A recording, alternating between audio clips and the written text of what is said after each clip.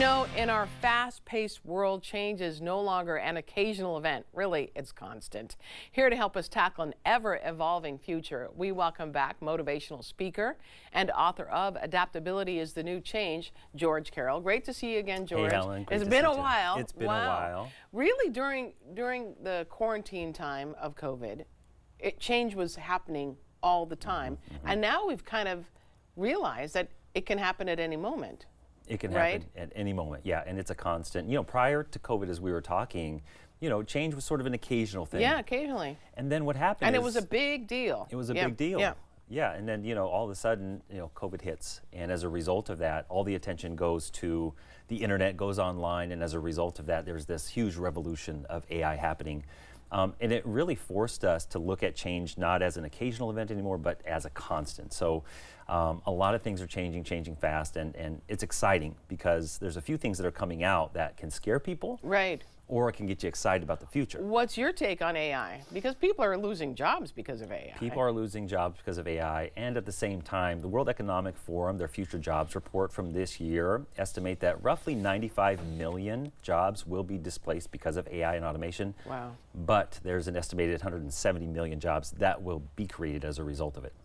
But usually when technology, I'm not trying to dispute what you're saying, but when technology comes in and takes over so many jobs, fewer people get replaced. You know what I'm saying? Like if 5 people lose their jobs because of certain technology, 2 people will get a job because of that technology, but there will always be people who lose because of it. There will be people Right. who lose, and Right. you know, and I love the conversation we're having because it's important that we adapt our mindset, Right. we evolve our skill sets so that we can evolve with the change. So you talk about your ADAPT model and tell me how we should use it.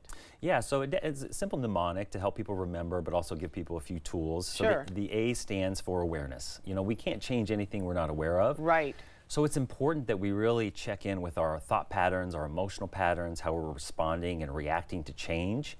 Because a lot of people run on autopilot, and really adaptability begins when we pause, get present, and tap into the prefrontal cortex, which is the driver's seat of our brain. So give me an example of someone's at, let's say at a grocery store, works at a grocery store, they see more and more technology taking over. You got to be aware that you could lose your job. You could lose your job, and that takes us to the D, which is direction. We want to know where the direction of change is going, and that's going to help us anticipate and, most importantly, identify what are our knowledge gaps and what are Okay. our skill gaps. Because we can always immediately go to work on those things. You know, it was Wayne Gretzky, the famous hockey player. He said, "I never skated to the puck, I skated to where the puck was going." Oh, I see. So, okay, got to what you're saying. Okay, attitude then, A. Attitude, mindset, attitude, you know this affects every area of Yeah, our life. for sure. And it can be a challenge too, because stress is a kryptonite to adaptability. And so it's important that we learn to minimize stress so that we can maximize adaptability. And a simple tool that we can use to do that is on the hour, just do some body scans. Just check it. How am I feeling? Do I have any stress patterns going on? And even better, if we can identify the initial patterns of stress and catch it, become aware of it when it's small, and then use some deep rhythmic breathing techniques like the box breathing technique to regulate stress. And it's simple. So it's a 4-count inhale, 4-count hold, 4-count exhale, 4-count hold. If we do 10 to 20 of those cycles when we notice stress hit our bodies, we will powerfully regulate stress, find ourselves feeling more calm under stressful situations. Okay. Then technique. Oh, no, I missed one, didn't I? The P? Yeah, the plan P. of action. We do have to plan, we do have to act. We can't just watch things unfold as they are. And so I think the Because first... some people will I'll just let whatever happens, happen. Exactly. That's not helpful. That's not helpful, not in a fast-paced world like this. Right. So I think the first couple things that we can work on are what are the knowledge gaps and skill gaps in our particular industries and where is it going?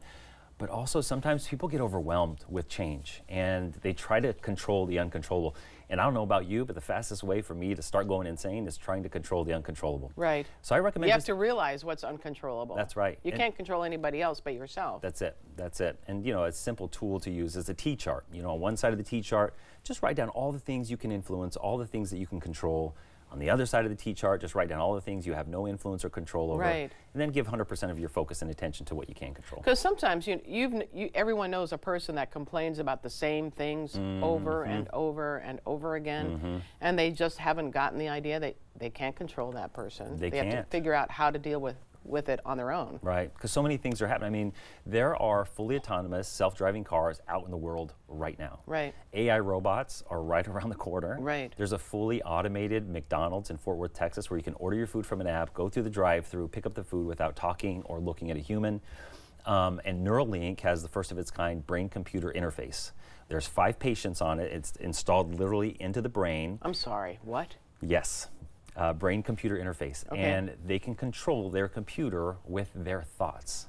Oh, It's- that's really unsettling. Well, think about a quadriplegic. Or, Oh, yes. Yeah, Okay, somebody gotcha. with That's neurodegenerative extremely disease. helpful then. Yeah, they get a new lease on life. Yeah. Yeah, so a lot of things changing. But ultimately, I think the T is one of the most important pieces, and that's trust. You know, trusting ourselves, doing our part in the process, but also trusting the big picture. And I think it's beautifully captured in the serenity prayer. You know, grant me the Sure. serenity to accept the things I can't change, the courage to change the things that I can. Say it with me. And the wisdom to know the difference. You got it. Yeah, I've been to those meetings. That's right. All right, thank you so much, Thanks for George. having me, That was Helen. great to see you again. You too. All right, we'll be right back with more AM Northwest. Don't go away.